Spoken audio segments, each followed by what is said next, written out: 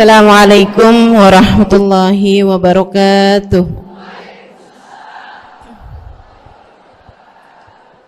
Alhamdulillah. Wassalatu wassalamu ala Rasulillah Muhammad ibn Abdillah wa ala alihi wa sahbihi wa man walah. Subhanaka la ilma lana illa ma 'allamtana innaka antal alimul hakim. Rabbi shrah li sadri wa yassir li amri wahlul 'uqdatan min lisani yafqahu qawli. Amma ba'du. Alhamdulillah, ibu-ibu sekalian saya muliakan, hadiah indah di mana Allah mengizinkan kepada kita untuk menghadapnya. Bukan main. Siapa kita ini sampai diizinkan Allah untuk bolak-balik menghadap kepada Allah Subhanahu wa taala dalam salat-salat kita. Saya pernah dengar dari para guru-guru kami, guru-guru saya. Mereka mengatakan di saat orang salat, di saat kamu salat, di saat saya salat, bukan hanya karena saya mau sholat, kamu mau sholat, akan tetapi karena kamu dianggap mulia di mata Allah, sehingga Allah izinkan dirimu untuk menghadap padanya. Ketika saya sholat, bukan hanya karena saya mau sholat, akan tetapi karena saya punya nilai di mata Allah, sehingga Allah izinkan kepada saya untuk menghadap padanya.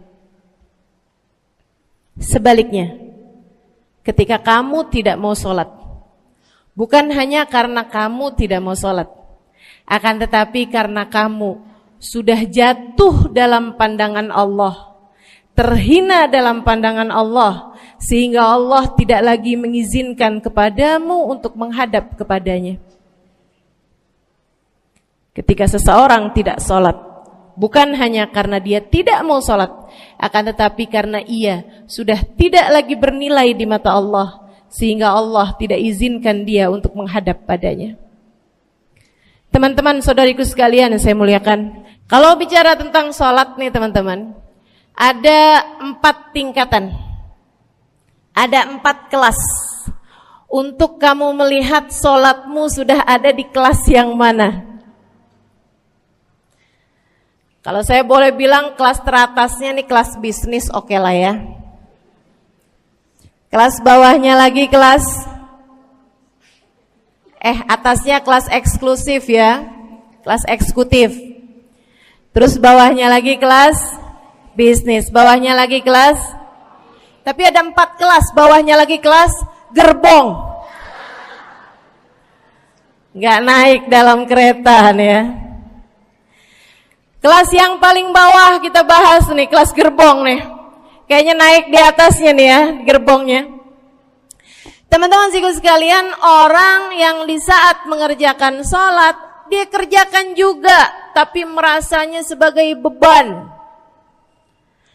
Ya ampun, udah maghrib aja, baru juga asar. Ya ampun, males banget dah. Ini gak ada rusuh nih. Kita kan lagi jalan-jalan nih. Kita kan lagi belanja nih di Tanah Abang. Kita jamaah aja gimana sholatnya. Nah ini orang-orang yang menganggap sholatnya sebagai beban. Malas kalau disuruh sholat, terutamanya subuh. Terutamanya sholat subuh. Ini Allah ceritakan orang-orang yang seperti ini adalah kelompoknya orang munafik. Naudzubillah. Alladzina idza qamu ila sholati qamu kusala. Orang-orang yang kalau disuruh sholat bangun juga sih, tapi malas banget. Setan nih nemenin dia, kayak naroin batu di atas kepalanya, bikin dia berat mau ngerjain sholat. Kalau lagi tidur, ngipas-ngipasin matanya, bobo aja lagi. 5 menit lagi, 5 menit lagi. Bangun-bangun udah siang. Pernah terjadi padamu?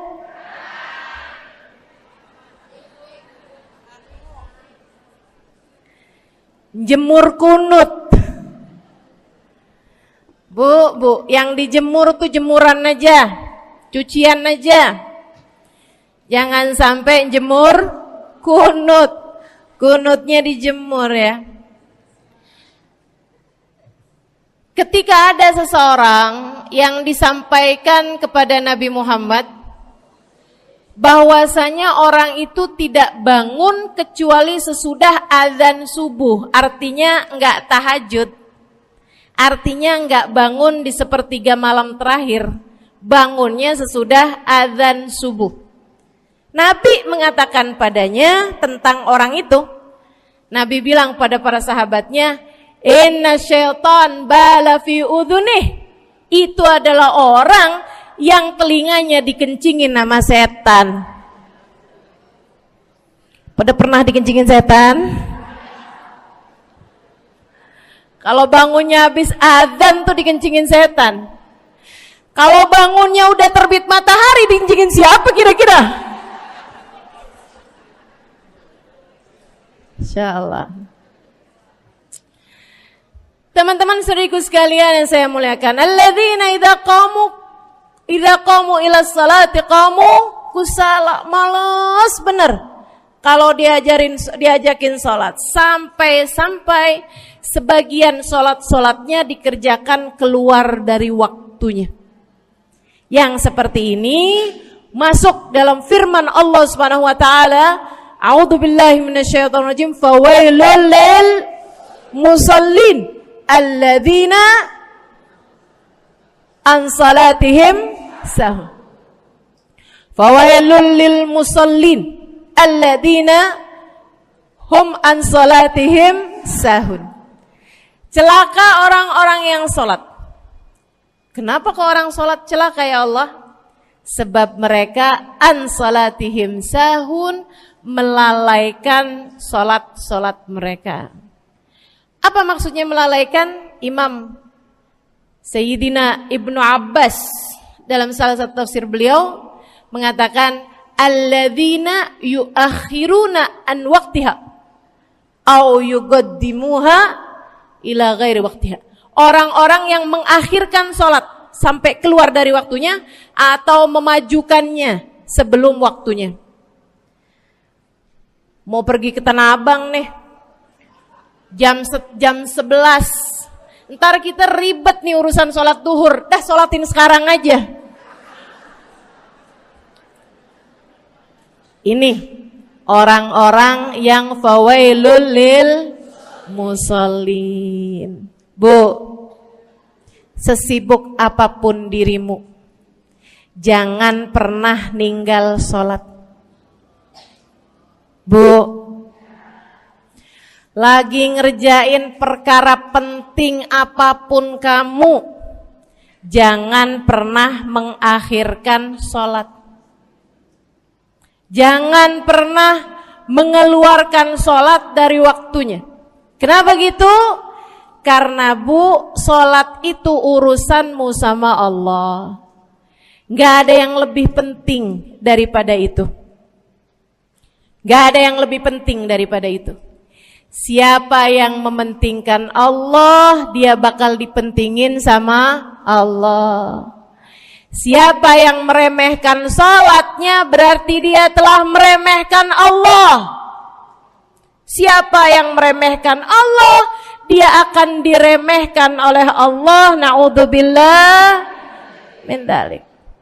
Buat adik-adik jomblo, jangan pernah mau kawin sama orang yang gak sholat. Biarpun kamu udah nunggu cukup lama, kalau ada yang lamar kamu dan dia gak sholat, jangan mau bu. Dek, ibu-ibu juga, kalau ada yang janda di sini,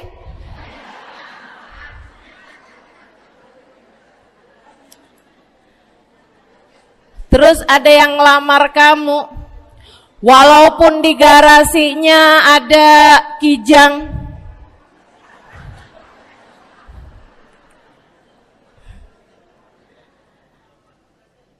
ada bebek, motor maksudnya ya, datang melamar kamu, jangan terima. Orang yang gak sholat, kamu jangan mau jadi istrinya. Kenapa? Saya kasih tahu ya, Allah aja dia tinggalin, apalagi kamu.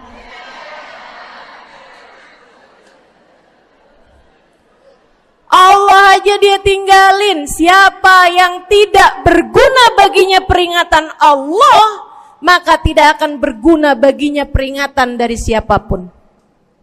Tapi dia mencintai saya, Ustazah. Dia mencintai saya cinta mati katanya. Sekarang tungguin setahun 2 tahun, cintanya hilang, tinggal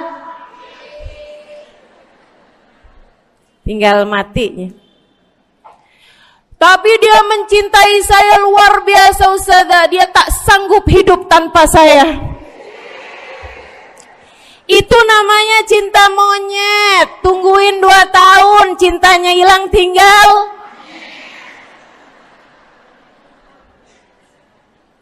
Jangan temenan sama orang gak sholat. Dia telah jatuh di mata Allah. Maka kita pun belajar buat jadi orang-orang yang terus mendaki, terus meraih rahmatnya Allah, terus belajar buat jadi salah satu orang yang dipandang dengan rahmat oleh Allah Subhanahu wa taala. Salah satunya dengan cara kita memuliakan sholat. Kita menjaga sholat. Jagain sholatnya. Jangan masuk kelompok orang yang tadi itu sholatnya menjadi beban. Ini kelompok paling bawah nih. Naik ke kelas ekonomi. Tadi begitu ya? Kelas ekonomi, orang-orang yang sholatnya menjadi sebuah kewajiban. Dia kerjain, dia tahu itu wajib, dia gak akan tinggalin. Tapi sama halnya dengan kewajiban-kewajiban yang lain. Kita nih kalau mikirnya kewajiban, Bu, kalau gak diwajibin lagi seneng. Betul gak? Masih ada kayak beratnya gitu ngerjain sholat. Orang yang sholatnya dianggap sebagai kewajiban. Kayak anak-anak sekolah tuh, wajib pakai seragam, wajib ngerjain PR. Kalau 1 hari, besok enggak wajib pakai seragam. Ada enggak ya pakai seragam? Enggak ada. Enggak ada.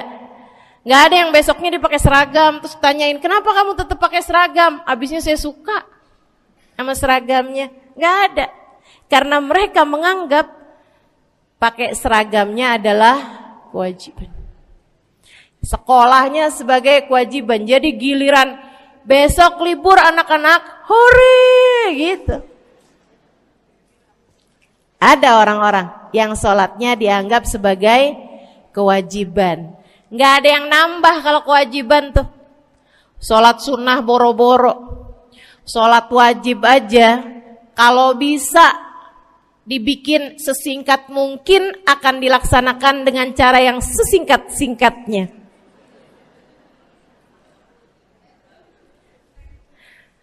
Habis ruku i'tidal sujud cepet bener ya. Malaikat raqib sama malaikat atid nih udah tahu aja kalau dia sholat. Habis ghairil maghdubi alaihim waladdallin. Malaikat atid bilang sama malaikat raqib, kulhu, catat kulhu udah pasti.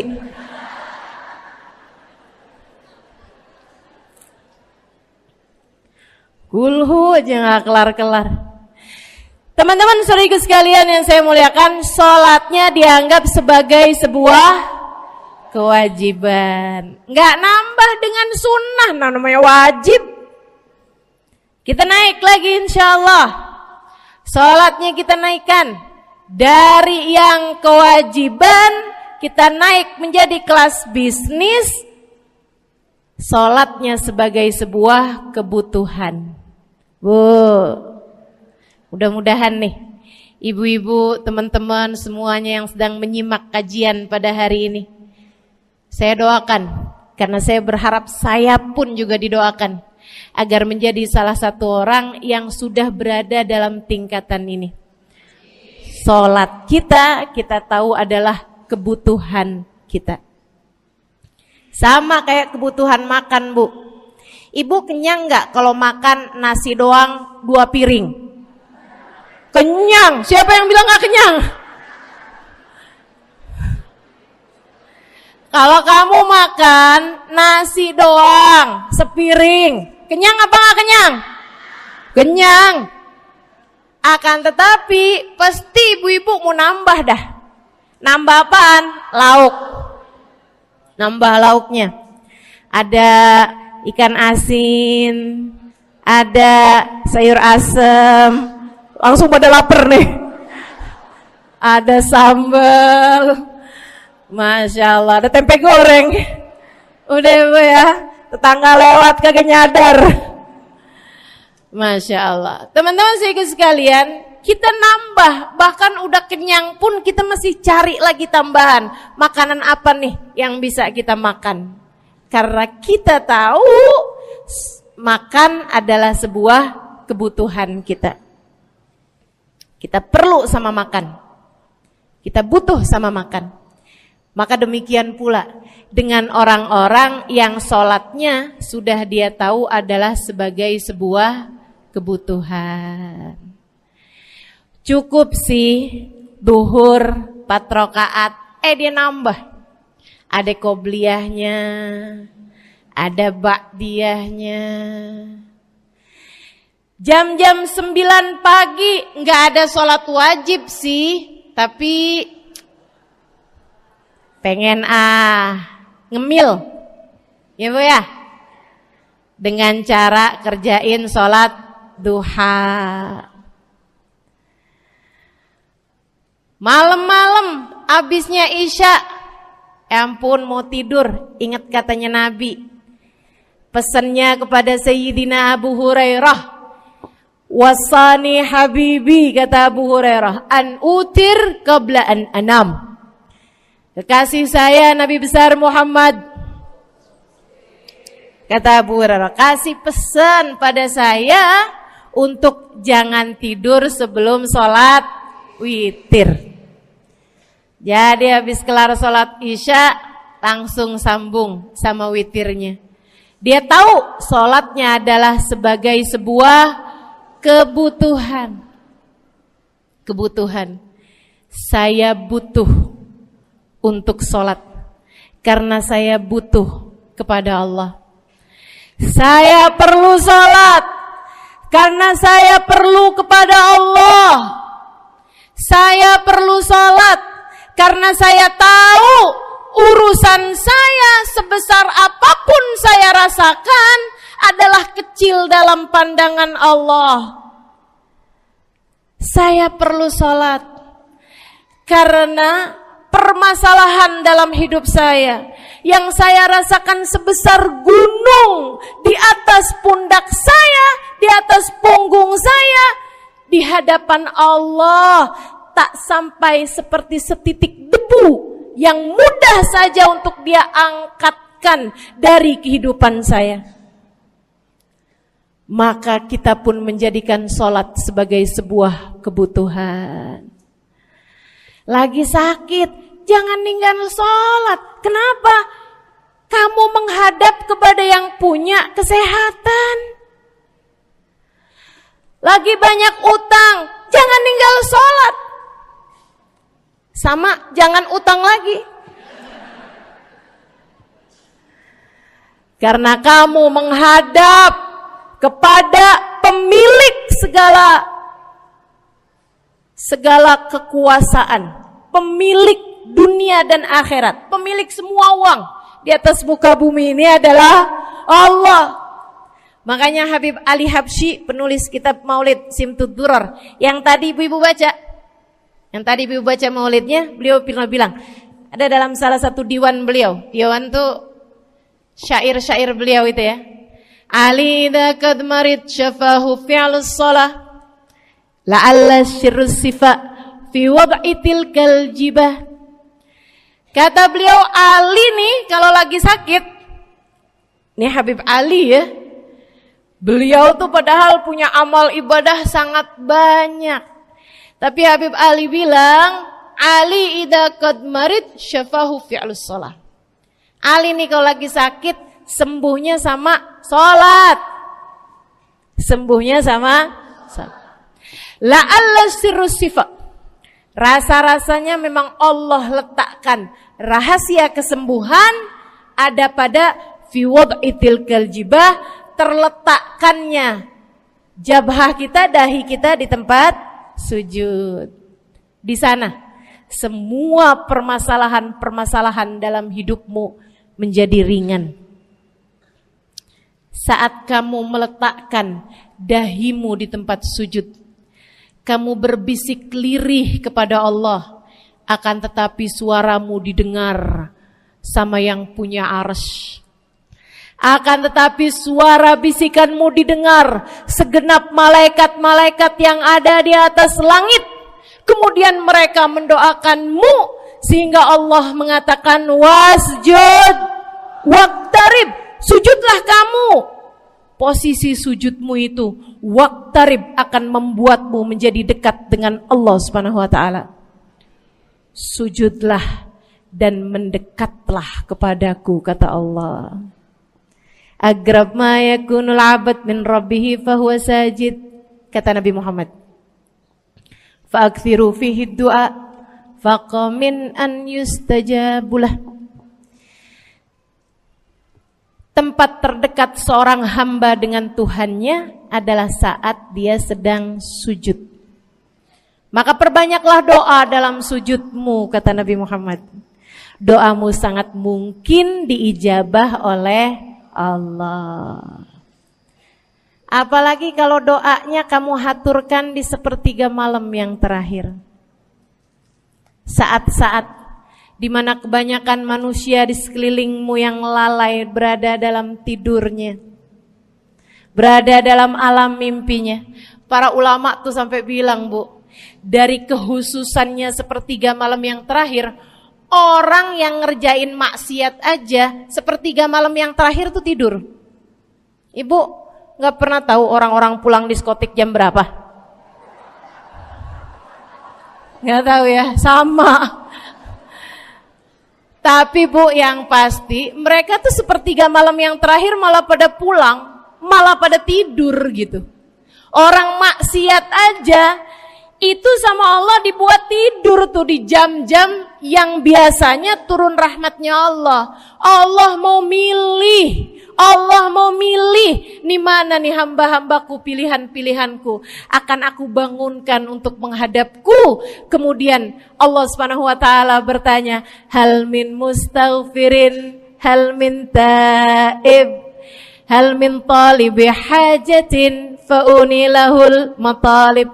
Siapa nih di antara kalian yang lagi mohon doa, minta pertolongan, mohon ampunan, akan aku beri, kata Allah Subhanahu wa taala, sebab kalian meminta pada waktu yang paling aku suka. Kalau punya hajat minta. Kapan mintanya? Dalam sujud. Kapan sujudnya? Dalam sholatmu di sepertiga malam yang terakhir. Bu, ngelihat muka-mukanya pada punya hajat banyak-banyak nih.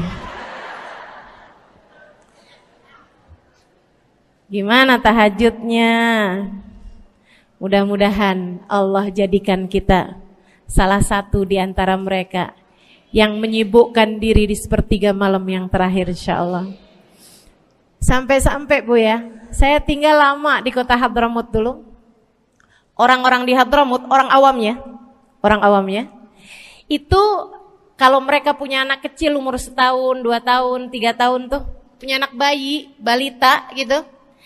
Kalau mereka bangun di sepertiga malam yang terakhir, mereka akan membangunkan anak-anaknya walaupun buat main. Alasannya 2. Yang pertama, agar mereka terbiasa bangun di jam-jam segitu. Nantinya kalau besarnya mereka jadi udah kebiasaan bangun di jam segitu, gampang ngerjain tahajud.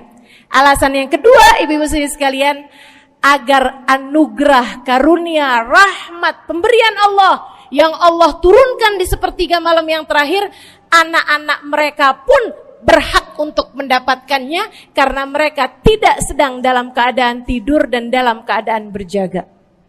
Kan kebalik sama orang kita.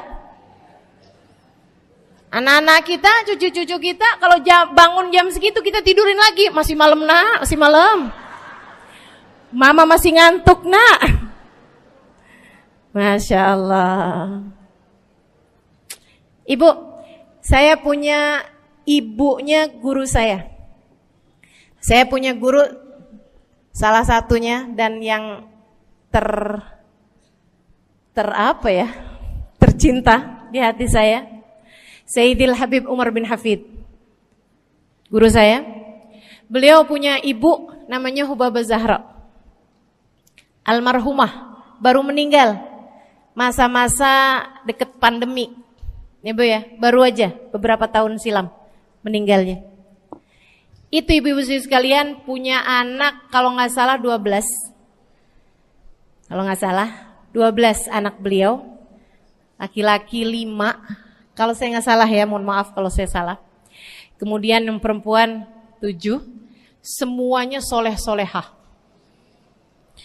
Semuanya Bu, jadi orang-orang yang luar biasa, yang terutamanya anak yang pertama yaitu Habib Ali Masyhur, jadi mufti pada zamannya di Kota Tarim. Sampai wafatnya beliau masih sebagai mufti. Mufti itu Bu, permasalahannya umat semuanya ada di meja beliau untuk beliau selesaikan. Anak yang laki-laki yang paling kecil, Habib Umar bin Hafid, menjadi kita tahu semuanya ya, orang soleh, ulama, waliullah. Ibu-ibu sekalian, kita mau tahu nih, anak-anak soleh-solehah semacam itu ibunya kayak gimana gitu. Karena Bu, mohon maaf, walaupun memang Nabi Nuh, nabinya udah soleh, anaknya gak soleh, kan begitu ya? Ada juga sih, tapi secara mayoritasnya Bu, buah jatuhnya tak jauh dari emaknya begitu, anaknya kurang lebih begitu. Anaknya begitu, emaknya biar kita nggak lihat gitu udah bisa ngebayangin kayak apa orangnya. Ibu-ibu sekalian, nih anak-anaknya Hubabah Zahra, Masya Allah semuanya. Kita mau tahu ibunya kayak gimana. Satu cerita aja tentang Hubabah Zahra. Ibu-ibu sekalian, anaknya cerita, Hubabah Zahra, Umi, anak perempuannya, dia bilang seumur hidupnya nggak pernah ninggal tahajud. Bu, dari awal balik sampai meninggal, tidak pernah meninggalkan tahajud. Jauh banget ya? Sama siapa? Tahajud semalam, seminggu libur. Kelakuan siapa tuh? Hubabah Zahra gak pernah ninggal tahajud kecuali satu malam. Satu malam itu beliau tuh lagi ada hajat besar, maksudnya lagi kayak ada acara pernikahan, kemudian beliau juga kelelahan, kecapean, baru tidurnya juga jam-jam 2, jam-jam mau jelang pagi Bu ya. Kelewatan tahajud. Bangun pas azan subuh. Ibu, beliau bangun dengan gemeteran. Beliau bangun dengan menggigil padahal enggak musim dingin. Beliau bangun, azan, innalillahi wa inna ilaihi rajiun. Azan, astagfirullah, ya Allah, astagfirullah, azan, ya Allah, ampuni Zahra ya Allah, Anaknya cerita, hari itu aku tidak pernah melihat ibuku berlelehan air mata sepanjang hari lebih daripada hari tersebut. Hari itu kami melihat ada seorang perempuan berlelehan air mata beristighfar memohon ampun kepada Allah karena satu malam dalam hidupnya beliau meninggalkan tahajudnya, teman-teman. Masya Allah, Masya Allah. Tiap kali makan ingat gitu, ya ampun tadi malam gak tahajud, samihni ya Rab, samihni ya Rab, sampai gak enak makan. Insya Allah, Insya Allah. Mudah-mudahan Allah jadikan keagungan sholat ada dalam hati kita. Sholat kita jadi kebutuhan. Insya naik tingkat eksekutif, teman-teman. Tadi saya ulangin lagi dah, karena ibu-ibu kan suka rada lupaan. Kelas yang paling bawah, kelas apa tadi? Gerbong. Menjadikan sholatnya sebagai beban. Kelas berikutnya menjadikan sholat sebagai kewajiban. Naik lagi menjadikan sholat sebagai kebutuhan. Tingkat terakhirnya ada hamba-hamba tercinta di sisi Allah yang menjadikan sholat mereka sebagai sebuah hiburan dalam hidupnya, hobi dalam hidupnya. Diawali, dicontohkan oleh baginda kita Nabi besar Muhammad yang mengatakan dalam hadis sahihnya, wa ju'ilat qurratu aini fis shalah, wa ju'ilat qurratu aini fis shalah. Dijadikan, kata Nabi Muhammad, Allah telah menjadikan, dijadikan li untukku qurrat aini, kesenanganku dalam kehidupan, kebahagiaanku ada pada, hobiku ada pada as-shalah, salat. Nabi itu orang yang kesenangan beliau, hobi beliau adalah salat. Kana idza faza'ahu amrun aladha ila shalah. Kata para sahabat meriwayatkan, Nabi kalau lagi dengar kabar-kabar yang gak enak, segera menuju kepada sholat. Nabi kalau udah ada kabar-kabar Rasul pasukan kita terkalahkan di medan peperangan, Nabi ngelihat Bilal. Kemudian Nabi Muhammad nanya, udah dekat waktu sholat Bilal? Sebentar lagi Rasul, arihni bihaya Bilal, arihni bihaya Bilal. Yuk Bilal, sampaikan diri saya Bilal, tolong hibur diri saya Bilal. Segera azan dan kita akan sholat bersama-sama wahai Bilal. Kesenangan beliau, hobi beliau dalam sholat, dalam hidup adalah sholat. Teman-teman saya sekalian, bukan hanya Nabi Muhammad, tapi para sahabat-sahabat Nabi Muhammad, tapi para tabi'in, para tabi'it tabi'in. Saudaraku sekalian saya muliakan, Sayyidina Umar bin Khattab alaihi ridwanullah, kana idza ja'ahu hal, apabila beliau dalam keadaan hatinya lagi khusyuk, hatinya lagi nyambung banget sama Allah Subhanahu wa taala, kalau mau salat sunnah manggil orang. Beliau salat dalam masjid, ada orang mau salat sunnah, ada orang lagi baca Quran dipanggil sama beliau. Kamu saya bayar ya. Kamu duduk sebelah sini saya nih, baca Qur'annya deketan saya sini, kamu saya bayar. Buat apaan wahai Sayyidina Umar? Buat negur saya, ngingetin saya lagi sholat nih. Oh gak usah dibayar Tuan. Yaudah kalau gitu kamu duduknya sebelah sini ya. Tugas saya apa Tuan? Kalau kamu lihat saya sholat berdirinya kelamaan, ingetin saya buat ruku. Kalau kamu lihat ruku saya kelamaan gak bangun-bangun, ingetin saya buat bangun. Kalau kamu lihat sujud saya kelamaan, ingetin saya buat duduk. Karena saya sekarang ini kalau lagi berdiri baca Al-Quran, lupa buat ruku. Dari nikmatnya bacaan Quran beliau. Baik Tuan. Sholat, baca Fatihah, habis itu baca Quran. Surat Al-Quran, dapat selesai satu, kok masih enak. Baca lagi, masih enak lagi, baca lagi. Yang sebelah beneran nih gak ruku-ruku. Beliau berdiri kemudian bilang, Tuan ruku. Gak kedengeran. Beliau berdiri deketin telinganya, Tuan ruku. Belum kedengeran juga. Ruku. Allahu Akbar. Sayyidina Umar bin Khattab. Tabi'in, Sayyidina Ali Zainal Abidin. Pernah lagi sholat, rumahnya kebakaran, teman-teman. Sholat sunnah di waktu malam, rumahnya kebakaran. Orang-orang pada teriak-teriak, Tuan Harik, nar, ya ibn binti Rasulillah, wahai anak dari cucunya Nabi Muhammad. Tuan, ada api di sekitarmu. Tuan, kebakaran. Tuan, kebakaran. Allahu Akbar.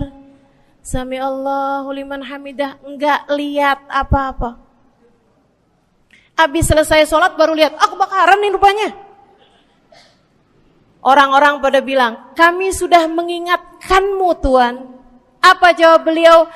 Al-hadni an-narul kubro. Di depan saya ada api yang jauh lebih besar, api neraka. Saya nggak lihat api sekecil ini. Masya Allah. Saudaraku sekalian yang saya muliakan, para ulama Allah Subhanahu Wa Taala. Terakhir saya mau ceritakan Sayyidil Habib Abu Bakar As-Sakran, penulis Wirid Sakran. Kalau teman-teman pernah tahu, beliau saudaraku sekalian saya muliakan dapat julukan As-Sakran, orang yang mabuk. Karena mabuk kepada Allah Subhanahu Wa Taala. Beliau pernah satu waktu kena penyakit di punggungnya. Beliau kemudian tanya sama dokter, kata dokter, wah ini nih penyakit mesti diangkat, mesti dioperasi. Ya udahlah, operasiin saya. Disuguhin 1 gelas khamr di waktu yang telah ditetapkan untuk jadi waktu operasi. Apa ini? Khamr, minuman keras. Zaman itu belum ada obat bius. Dia bilang, ini buat apa? Khamr ini Tuan, minuman keras ya, agar engkau nggak sadar. Jadi enak gitu kita ngoperasinya. Dia bilang, saya mau dengan kesehatan saya kepengen ngerjain taat kepada Allah. Saya nggak mau. Saya dapetin kesehatan saya dengan cara mengerjakan yang diharamkan Allah, yaitu minuman keras. Saya nggak perlu ini. Waduh, kalau gitu nggak bisa dioperasi Tuan. Kenapa soalnya? Ya nanti kan kesakitan, nanti susah operasinya gitu. Oh gampang. Kalau kalian pengen bikin saya nggak sadar, nggak perlu minuman keras. Terus gimana? Operasikan kalau saya sedang sholat. Maka mulailah, dokter-dokter udah pada siap. Beliau lagi sholat sunnah ya Bu ya. Allahu Akbar gitu. Mulai dokter buka baju belakangnya. Mulai Bu digunting kulitnya, digergaji tulangnya. Beliau Bu mukanya meringis saja enggak. Beliau ruku, dokternya ikutan nungging. Beliau sujud, dokternya ikutan menunduk juga. Beliau sholat nikmat banget. Sampai beliau selesai dari sholat, beliau nanya sama dokter-dokternya, kenapa gak nurut tadi tuh waktu saya sholat mestinya operasi. Kata dokter, udah selesai Bib dari tadi. Masya Allah.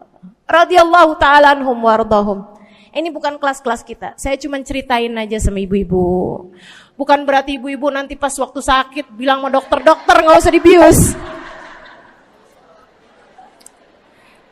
Beda hati Bu, beda hati.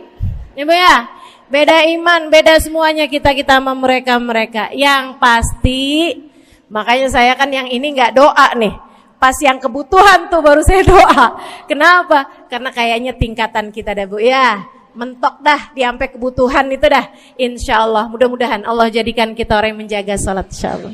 Rabbi jalni muqimas salah wa min dzurriyyati amin.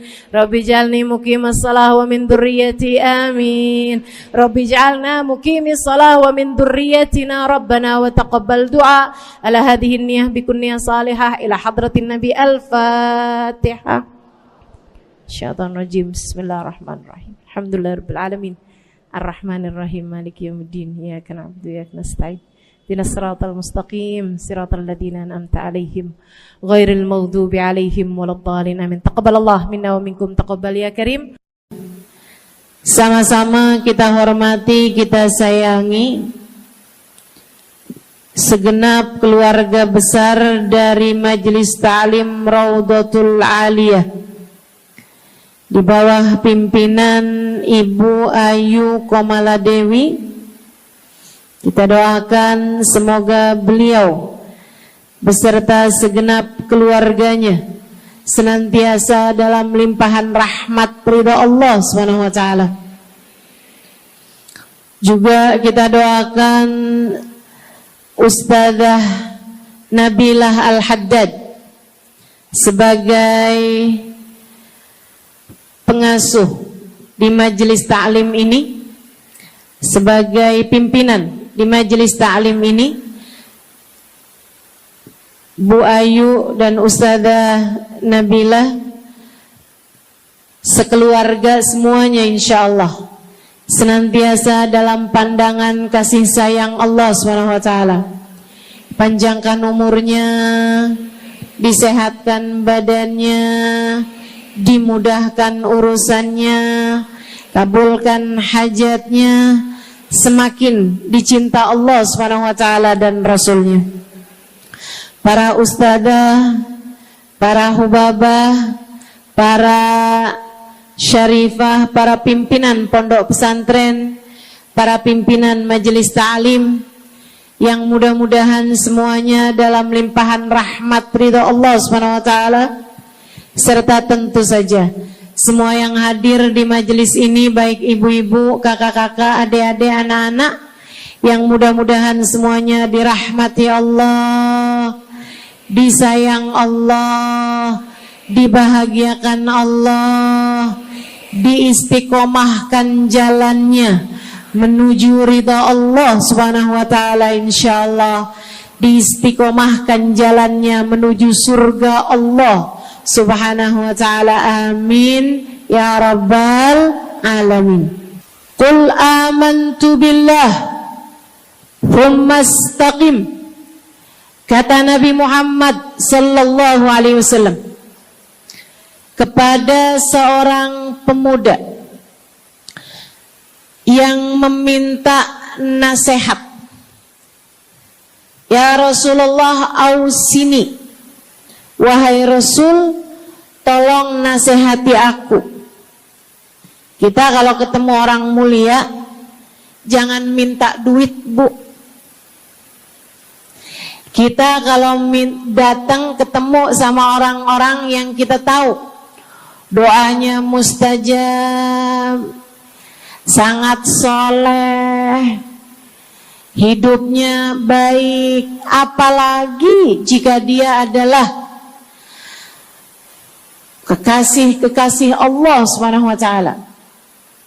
Kamu kalau berjumpa dengan ulama, jangan minta sesuatu yang duniawi. Tirulah para sahabat ketika berjumpa dengan Nabi Muhammad. Biasanya mereka meminta satu dari dua hal. Yang pertama, mereka minta doa. Ida'ili ya Rasulullah, doakan aku wahai Rasul. Ibu juga gitu. Kalau ketemu sama ulama, ketemu orang soleh, ketemu kiai, ketemu habib yang kita tahu doanya mustajab, bertemu hubabah, mintalah doa. Tapi jangan hanya sekedar urusan doa duniawi, Bu. Doa duniawi itu yang gimana, Ustazah? Doa yang kalau diijabah nggak akan manfaat begitu kamu masuk dalam alam kubur. Itu namanya doa duniawi. Ustazah, doakan saya biar saya cepat kebeli rumah. Bu, kalau mati rumahnya dibawa gak? Ustazah, doakan saya kepengen beli HP baru. Dibawa gak HP-nya? Enggak. Itu namanya doa duniawi. Ustazah, Doakan biar suami saya tambah cinta.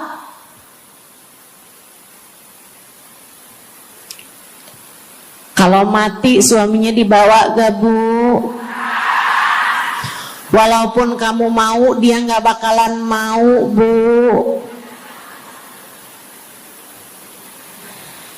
Sesuatu yang sifatnya duniawi. Ustazah, doakan biar anak saya soleh. Duniawi apa bukan? Bukan. Sebab kesolehan anak akan jadi tambahan bekal bagimu ketika kamu masuk dalam alam kubur. Jadi gak boleh nih ustazah doa urusan duniawi atau minta didoakan urusan-urusan duniawi. Boleh, tapi jangan cuma itu. Nanti takutnya kamu nyesel. Kalau selama di dunia kamu doanya hanya untuk urusan dunia, takutnya begitu masuk dalam kuburan sudah tidak ada lagi doa yang akan Allah ijabah untukmu ketika kamu ada dalam alam kubur nanti. Sayang. Jadi kalau doa, prioritaskan urusan akhirat. Insya saya berasa banget jadi orang yang sering dimintain doa, sekaligus juga sering minta doa. Saya kalau ketemu orang soleh, ketemu habaib, ketemu hubabah, saya akan minta doa, gak pernah minta duit saya. Ida'ili ya hubabah, ida'ili ya habib. Serius sekalian, sebagai orang yang sering juga dimintain doa, ustazah doakan saya. Banyak tuh. Saya merasakan perbedaannya saat saya ada di Tarim sama ketika saya sudah pulang dan kembali ke negeri ini. Waktu saya di Tarim, orang kalau minta doa sama saya, usik berdoa, tolong ya doain saya. Saya suka tanya, doa apa? Selalu aja, hampir semuanya mengatakan hal yang sama. Ida'ili bihusnil khatimah. Doakan saya biar husnul khatimah. Begitu nyampe ke Indonesia, kalau ada orang bilang, ustazah doain saya, biasanya lanjut tuh, doanya minta apa langsung dibilang, gak pakai tanya. Ustazah doain saya biar utang cepat lunas. Ustazah doain saya biar cepat dapat jodoh. Ustazah doain saya biar jadi orang kaya. Ustazah doain saya biar suami nggak mendua. Ya Allah, ternyata kebanyakan orang kita kalau minta doa seringnya urusan duniawi. Bukan berarti nggak boleh, boleh aja sih. Cuman takutnya begitu kamu mati nyesel kalau semua doamu selama ini adalah sesuatu yang tidak ikut kamu bawa ketika kamu mati.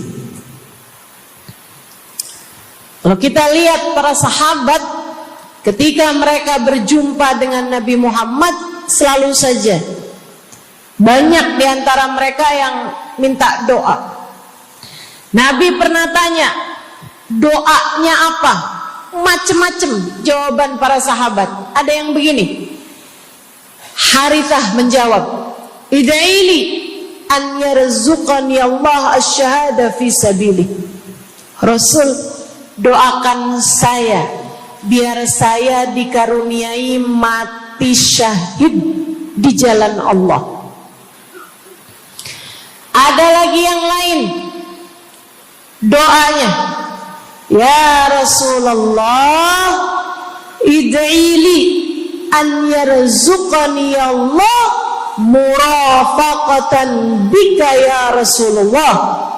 Doakan biar saya nanti di masa sesudah kematian saya, di masa akhirat nanti bisa mendampingimu wahai Rasulullah, bisa berjumpa denganmu wahai Rasul, bisa ada dalam rombonganmu wahai Rasulullah. Doa-doa yang sangat ukhrawi, doa-doa yang sangat akhirat, karena mereka sudah faham tujuan hidup sesungguhnya adalah mencari ridha Allah Subhanahu wa ta'ala. Tujuan hidup sesungguhnya adalah bergerak menuju surga Allah Subhanahu wa ta'ala.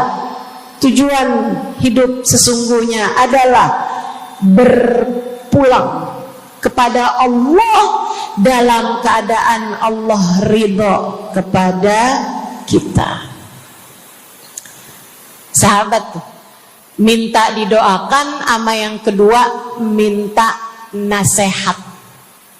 Kita juga nyontoh, kalau ketemu orang soleh, kalau ketemu ulama, kalau ketemu habaib, ketemu kiai, ketemu bunyai, ketemu hubabah, ketemu ustadzah, ketemu ustad,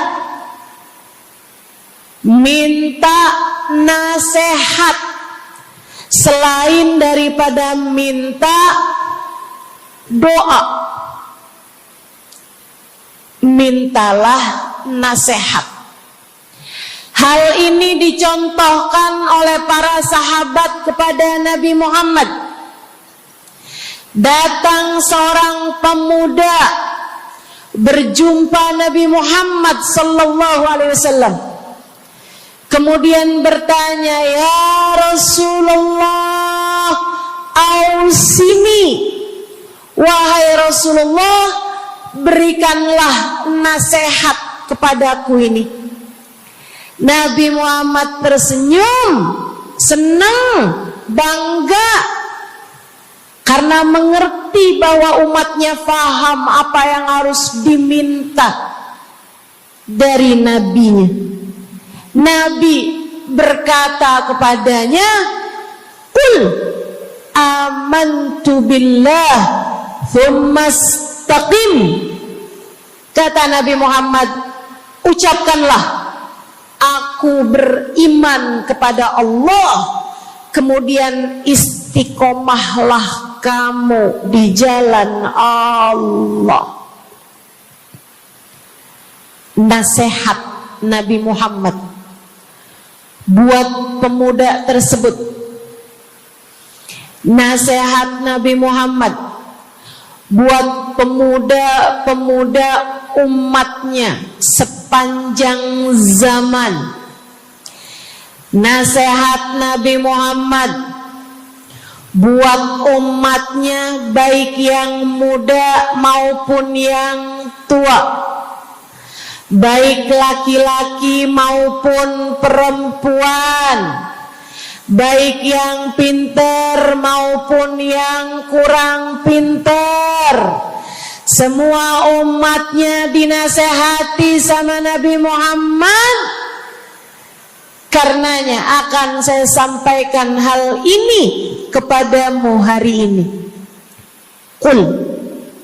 Quli, ucapkanlah, amantu billah, aku beriman kepada Allah.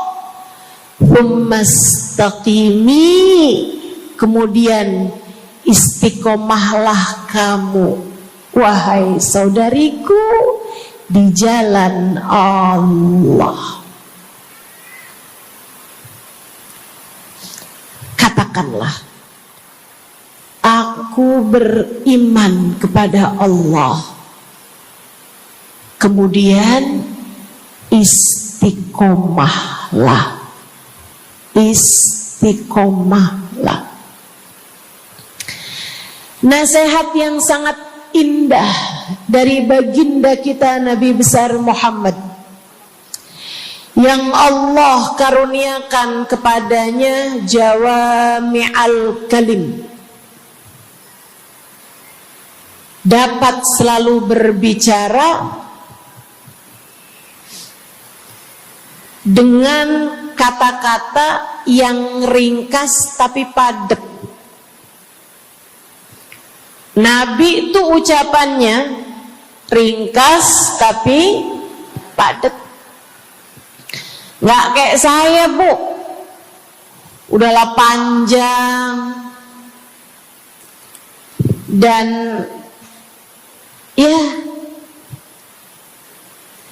mudah-mudahan Allah jadikan ucapan-ucapan kita jadi kalimat-kalimat yang akan membawa kita menuju surga. Jadi ucapan-ucapan yang akan bawa kita menuju ridha Allah Subhanahu wa taala. Ibu-ibu, kita sama-sama belajar biar kalau ngomong itu enggak panjang-panjang, akan tetapi bermutu, berkualitas. Terutama Bu, ibu kalau ngomong sama anak-anak ibu, kadang-kadang panjang bener. Padahal itu aja, anak sampai hafal. Iya mah, katanya gitu. Betul gitu? Nabi kalau ngomong pendek aja tapi penuh makna. Nabi kalau bicara seringkali nggak panjang-panjang tapi sangat berarti. Satu hadis beliau saja bisa disyarahkan, diberi keterangan, hingga bahkan berkitab-kitab banyaknya. Ibu-ibu sekalian, salah satu dari ucapan ringkasnya Nabi Muhammad, amantu billah, kata Nabi, qul amantu billah, tsumastaqim, ucapkanlah, aku beriman kepada Allah, kemudian istiqomahlah di jalan Allah. Apa itu istiqomah? Lurus, jangan belok-belok. Lurus, jalan terus. Jalannya adalah jalan yang lurus. Itu yang selalu kita minta dalam tiap rakaat sholat kita. Kita berdoa kepada Allah, ihdinas siratal, ya Allah, tempuhkanlah untuk hidup kami ini jalanmu yang lurus. Sama kayak kamu lagi bilang, ya Allah, karuniakanlah dalam kehidupan kami keistiqomahan di jalanmu ya Allah. Kamu selalu minta istiqomah 17 kali sekurangnya tiap hari. Betapa sangat pentingnya istiqomah ini, saudaraku sekalian. berada dalam jalan yang lurus. Saya mau bahas jalan lurus yang dimaksud ini apa aja. Satu, kamu harus lurus imannya. Amantu billah, aku beriman kepada Allah. Kata Nabi Muhammad sallallahu alaihi wasallam, "Qul amantu billah," ucapkanlah, aku beriman kepada Allah. Maka istiqomah tersebut yang nomor satu adalah dalam urusan keimanan. Bu, Kak, Dek, Nak, yang lurus imanmu. Iman yang lurus tuh yang gimana, Ustazah? Iman yang lurus adalah memahami dua kalimat syahadat yang menjadi pintu gerbang keimananmu. Orang kalau masuk Islam, dia jadi orang yang beriman, dia mengucapkan kalimat syahadat. Apa itu? La ilaha illallah. Yang pertama. Yang kedua, Muhammad Rasulullah. Tidak ada Tuhan selain Allah.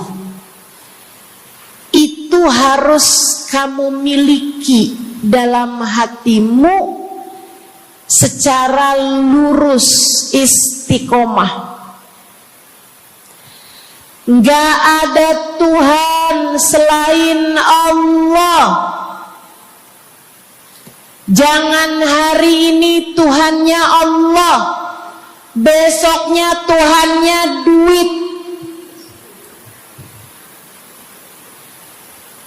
Apapun aja yang disuruh sama duit, yang ada duitnya, yang haram-haram pun diterjang. Lah kenapa begitu? Saudaraku sekalian, Qul amantu billah, ucapkan, aku beriman kepada Allah. Aku faham arti la ilaha illallah. Tidak ada Tuhan selain Allah. Tidak ada yang mengatur kehidupan selain Allah. Tidak ada yang memberi rezeki selain Allah. Maka berimanlah kepada Allah. Kalau ada istri bilang sama suaminya, kalau kamu nanti pulang bawa duit, ahlan wa sahlan, selamat datang. Tapi kalau kamu pulang nanti nggak bawa duit, silakan tidur di luar.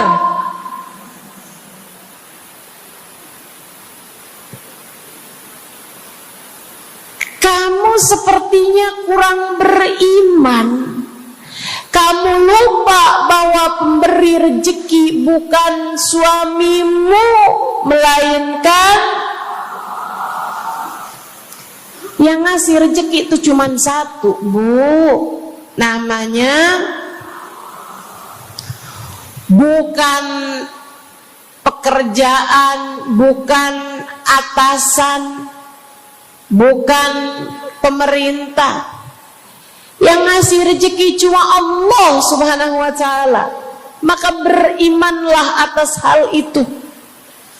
Jangan nyalahin si ini, nyalahin si itu. Imanmu benerin. Imanmu benerin. Banyak orang saya liatin itu suka pada repot urusan rezeki. Banyak banget. Di dunia ini nih banyak yang suka repot urusan rezeki.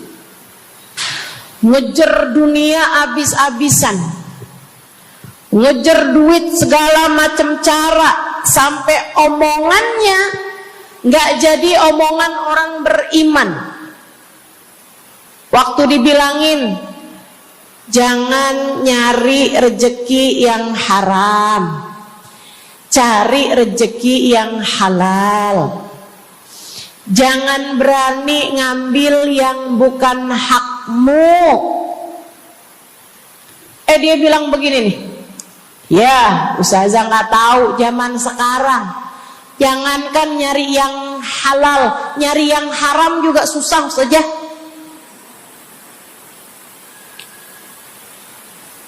Itu omongan orang nggak beriman. Kamu mesti ngerti dulu, kalau yang kamu minta adalah urusan rezeki, dengerin. Kalau yang kamu minta urusan rezeki, kamu harus datang kepada alamatnya. Yang sering kali membuat kamu setengah mati urusan rezekimu, sampai mau-maunya menghinakan diri, minta-minta sama orang, berharap dari orang. Seorang ibu berharap dari anaknya, seorang istri berharap dari suaminya. Saudariku sekalian, yang sering kali membuat kamu tersiksa urusan rezeki adalah karena kamu salah alamat. Kamu salah alamat. Kamu sedang tersesat jalan.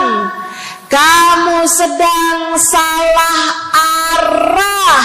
Makanya jadinya kemana-mana kamu nggak nemu. Orang alamatnya aja salah. Ini kalau kamu mau ke Kubah Mas, tapi kamu perginya ke Taman Mini, nyampe apa nggak nyampe? Dapat apa enggak majelisnya? Nggak dapat. Kenapa? Salah alamat. Yang dicari Kubah Mas, kamu perginya ke Keong Mas. Nggak nyampe, nggak dapat.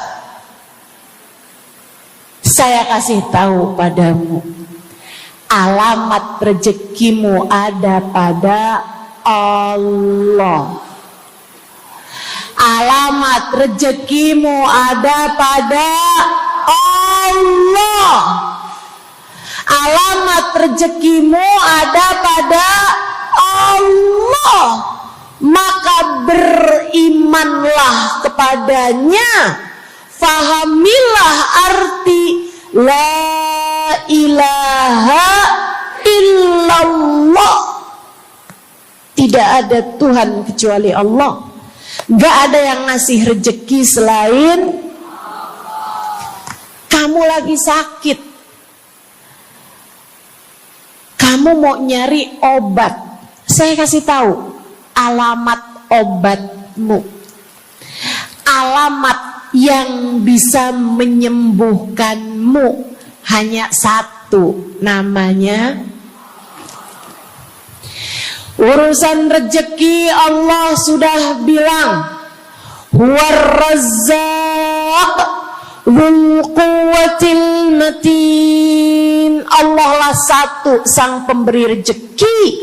Allah lah satu sang pemilik kekuatan sejati. Jadi kamu kalau mau nyari rezeki, datanglah ke alamatnya, datanglah kepada Allah. Kamu lagi mau nyari kesehatan, jangan salah alamat.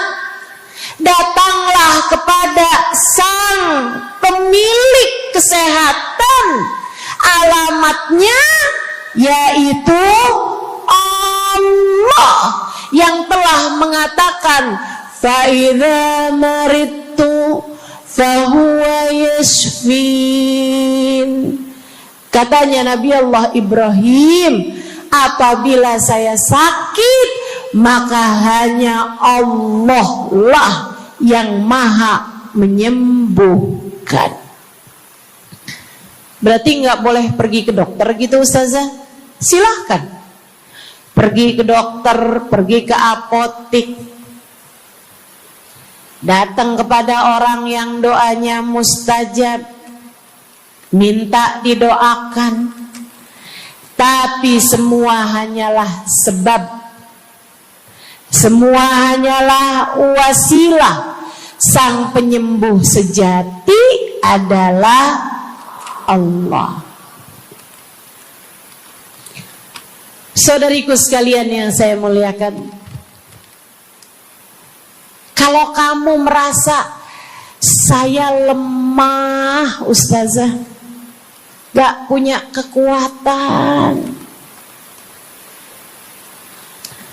kalau kamu merasa saya bodoh Ustazah, saya tidak mengerti di mana alamat ilmu, di mana alamat pengetahuan. Bu, Kak, Nak, anak-anak nih yang masih lagi belajar di pondok pesantren, yang masih lagi belajar di mana-mana, saya kasih tahu padamu, alamat ilmu ada pada Zat yang Maha Satu, namanya Allamal insana malam ya'lam. Allah lah yang mengajari manusia apa yang tidak dia ketahui. Pengen dapat ilmu, datanglah kepada Allah. Pengen punya kekuatan, datanglah kepada Allah. Saya udah tua Ustazah, saya janda pula Ustazah, saya nggak punya kekuatan ya Ustazah. Kekuatanmu hanya ada pada Zat yang Maha Satu, Allah Subhanahu wa Ta'ala. Datanglah selalu padanya. Imanmu jangan biarkan ia naik turun. Imanmu biarkan ia kokoh di dalam hatimu. Jangan percaya kalau ada yang bilang kekuatan ada pada uang. Jangan percaya. Percaya hanya satu aja, kekuatan ada pada Allah. Jangan percaya orang bilang kekuatan ada pada kecantikan. Kalau kamu cantik, kamu kuat, suamimu gak akan kemana-mana. Jangan percaya, Bu. Percaya hanya satu aja, kekuatan ada pada Allah Subhanahu wa Ta'ala. Kamu takut terjadi hal-hal yang buruk bagimu, bagi anak-anakmu. Kamu kepengen ada yang jaga. Ibu, gak usah pusing-pusing mau nyari bodyguard, gak usah pusing-pusing mau sewa security, pengamanan. Sebab sang pemberi keamanan hanya satu, namanya Wallahu ya'simuka minan nas. Hanya Allah satu yang dapat menjagamu dari kejahatan manusia. Qul a'udzu birabbin nas. Katakanlah, aku berlindung kepada sang penjaga manusia, sang pemelihara manusia, sang pengasuh manusia. Allah Subhanahu wa ta'ala. Berimanlah padanya, istiqomahlah. Bu, gak ada yang bisa bikin orang meninggal selain Allah. Gak ada. Tapi dia ditabrak orang, Ustazah. Kalau gak ditabrak dia gak bakalan mati. Kamu kebalik. Justru karena dia harus mati, Allah jadikan dia ditabrak. Jelas? Ini imannya mesti yang benar nih. Jangan kamu kira ini ada dokter malpraktek sehingga dia kemudian meninggal dunia. Jangan kamu kira karena salah minum obat dia mati. Bukan, ibu-ibu sekalian, justru karena dia harus mati, karenanya kemudian ketemu sama dokter yang malpraktek lah, ketemu sama obat yang salah lah. Itu hanya sebab kematiannya itu sendiri. Allah udah bilang, idza jaa ajaluhum la yastakhiruna sa'atan wa la yastaqdimun. Apabila datang ajal seseorang, enggak ada siapapun yang bisa memajukan barang semenit pun, enggak ada yang bisa memundurkan meski sesaat sekalipun. Enggak ada. Emang udah kepastiannya.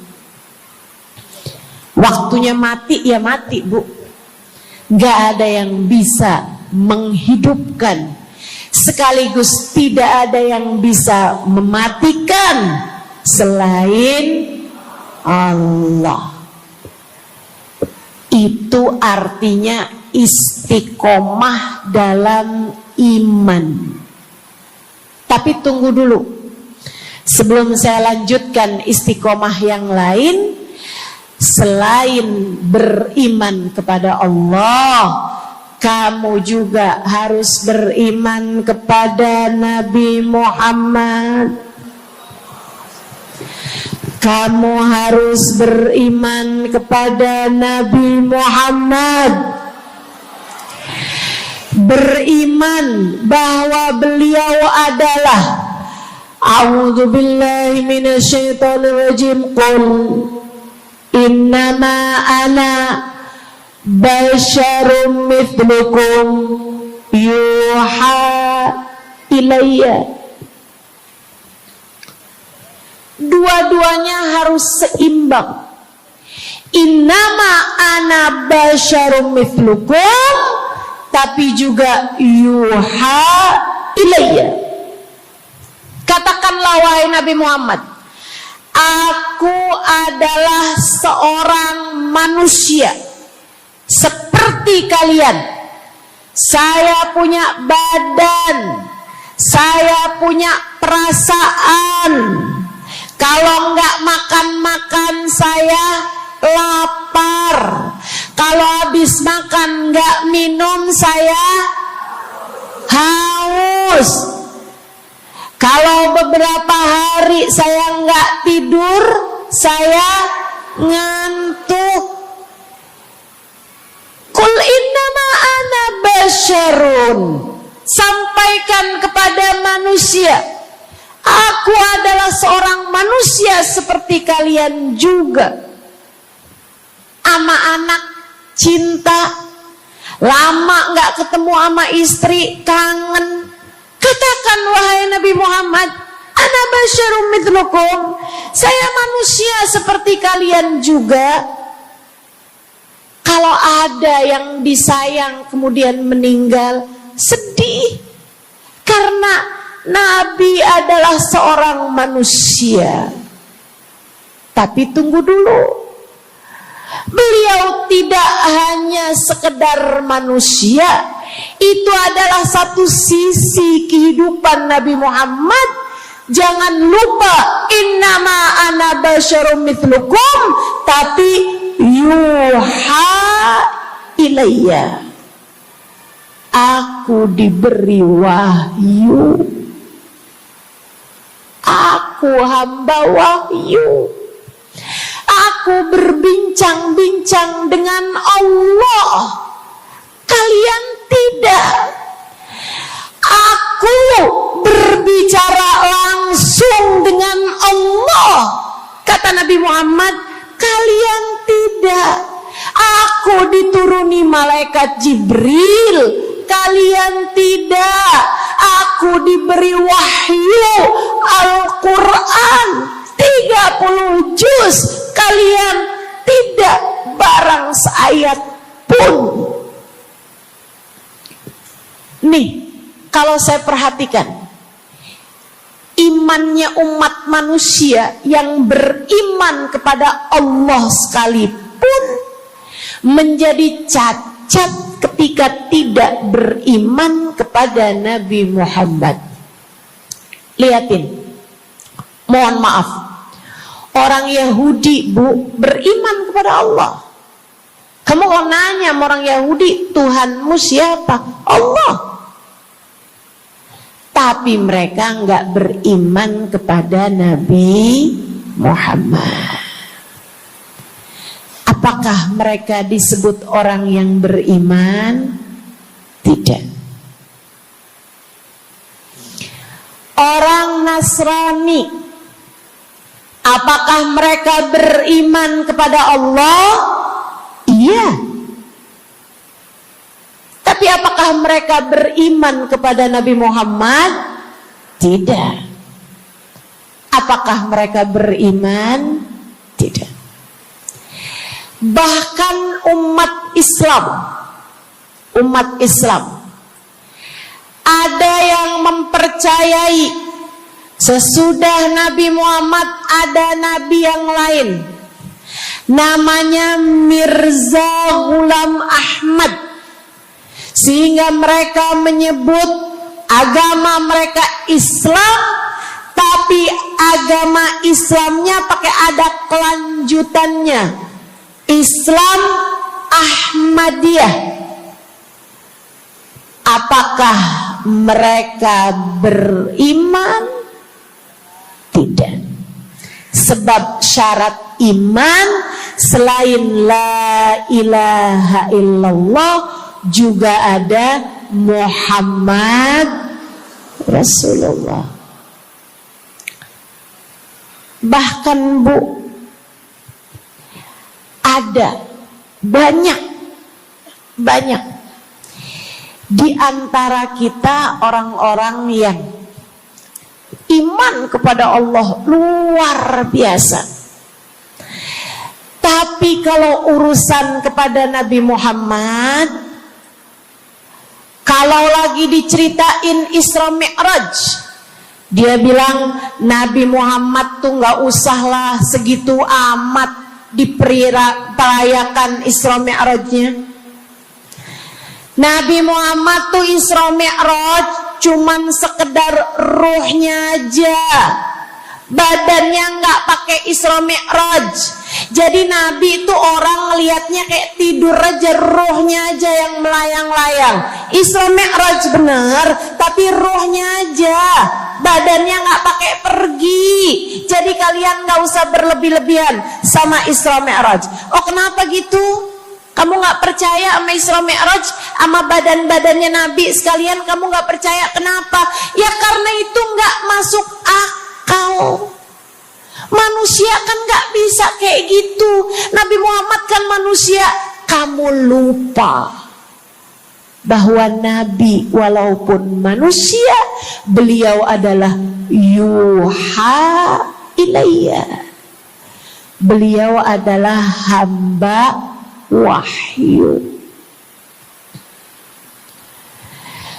Ketika diceritakan tentang mukjizatnya Nabi Muhammad yang bisa memperbanyak makanan, bahkan ada ghazal, ada rusa yang berbicara dengan Nabi Muhammad, ada unta yang sujud kepada Nabi Muhammad, ada pohon yang datang kepada Nabi Muhammad dengan mencabut akarnya, kemudian berjalan dengan akarnya menuju Nabi Muhammad.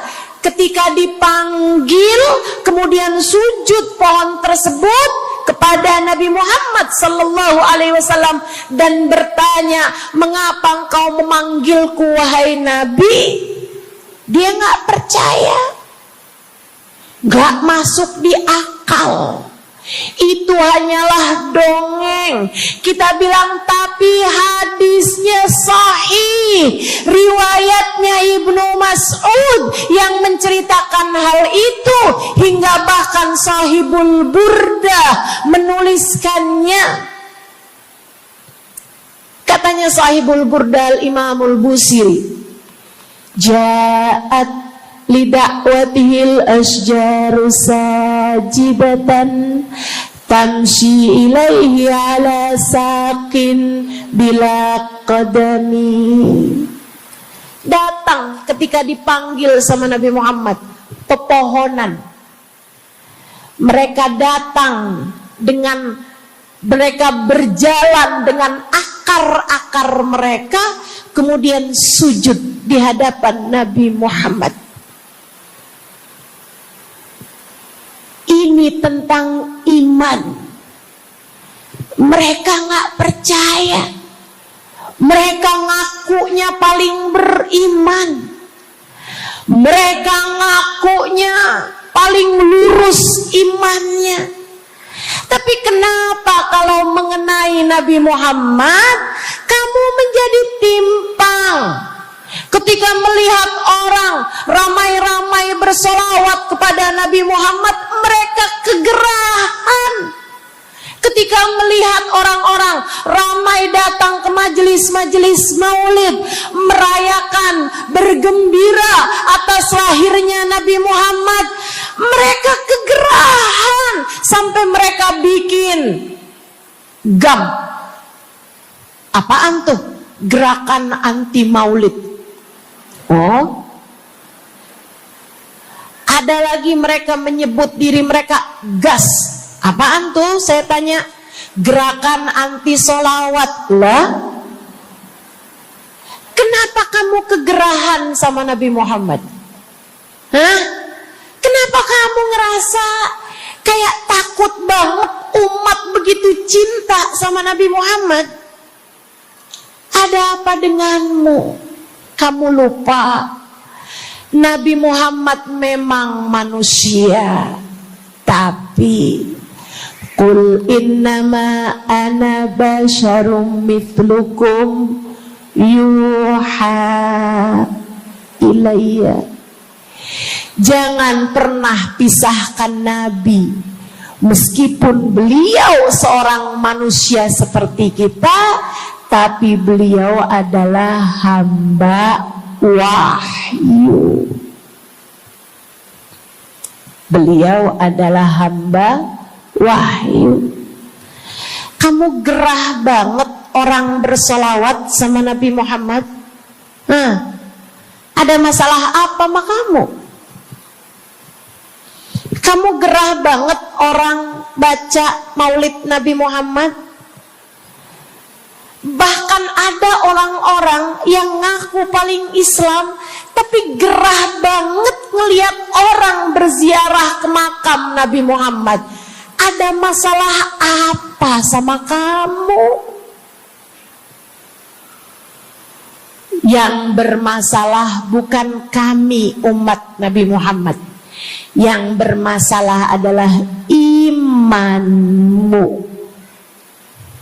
Sebab ketika kita diminta beriman kepada Nabi Muhammad, jangan hanya fokus kepada kemanusiaan Nabi Muhammad, fokuslah pula kepada beliau sebagai hamba wahyu.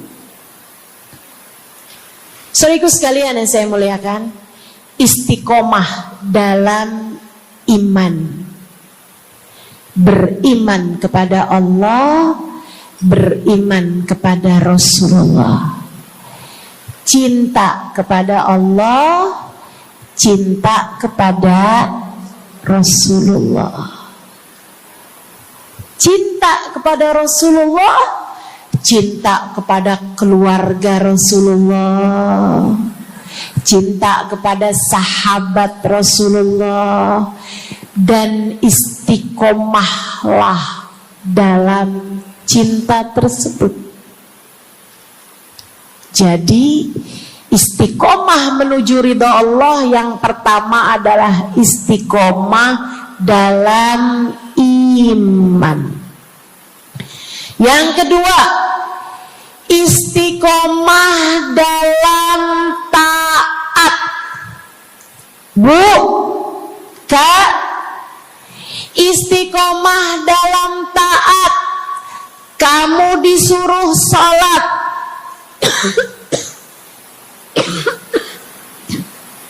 istiqomahlah. Jangan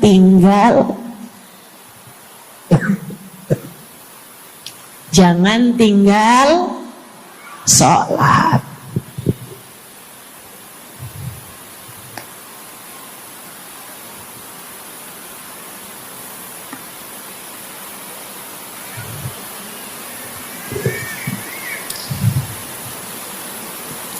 Kamu diperintah buat puasa Ramadan. Jangan tinggal puasa. Yang kemarin puasanya bolong karena menstruasi, karena haid, karena nifas misalnya, kamu wajib untuk bayar hutang puasa di hari-hari yang seperti ini. Jangan sampai hutang kamu nggak dibayar.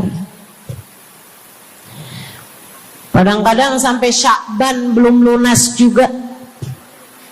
Pas ditanya, kamu kok nggak bayar-bayar utangnya tuh? Abisnya nggak ada yang nagih.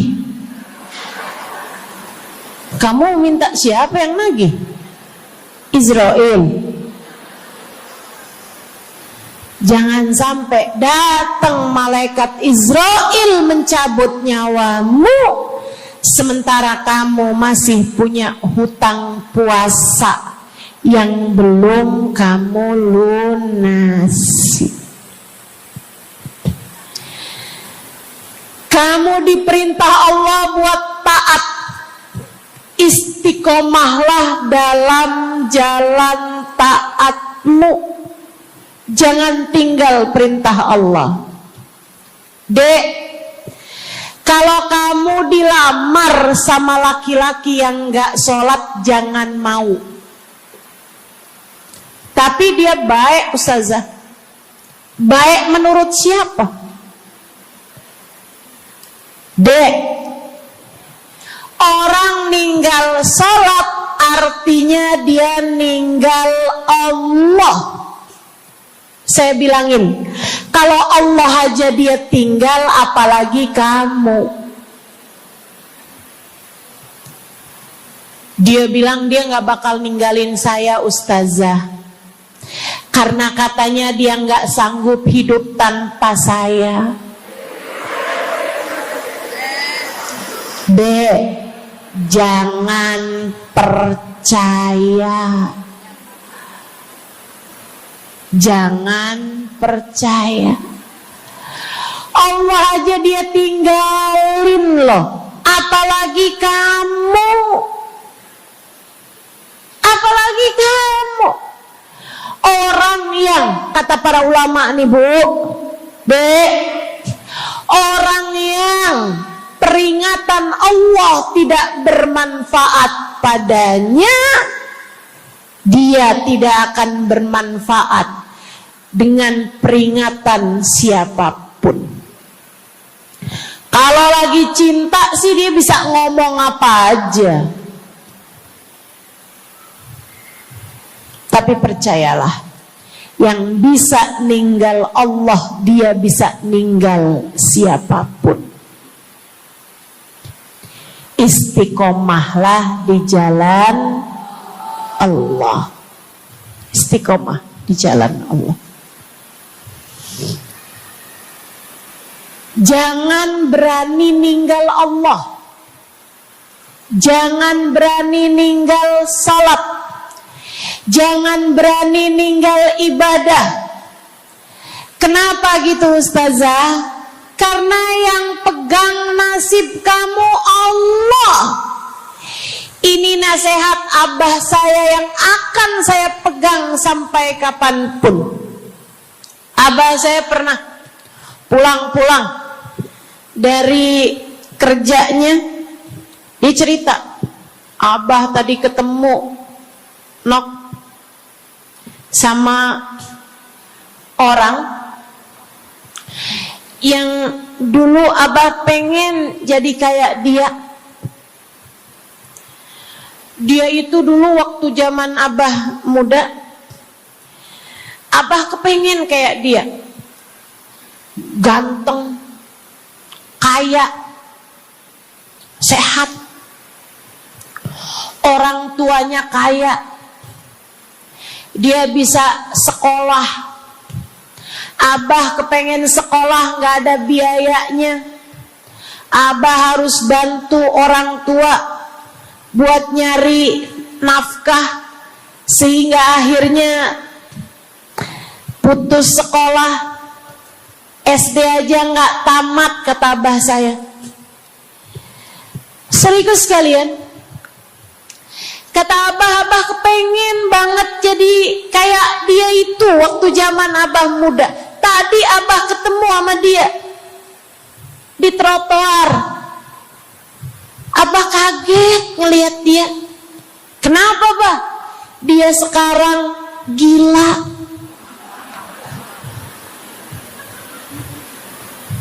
Jadi orang gila di trotoar. Abah pas liatin mukanya kayak kenal nih. Abah saya bilang subhanallah. Nak, abah kasih nasihat sama saya, Bu. Zaman saya SD, biar gini-gini saya pernah SD loh, Bu. Abah saya bilang, nak, ternyata hidup yang paling penting nasib. Dan ingat nak, nasib adanya di tangan Allah.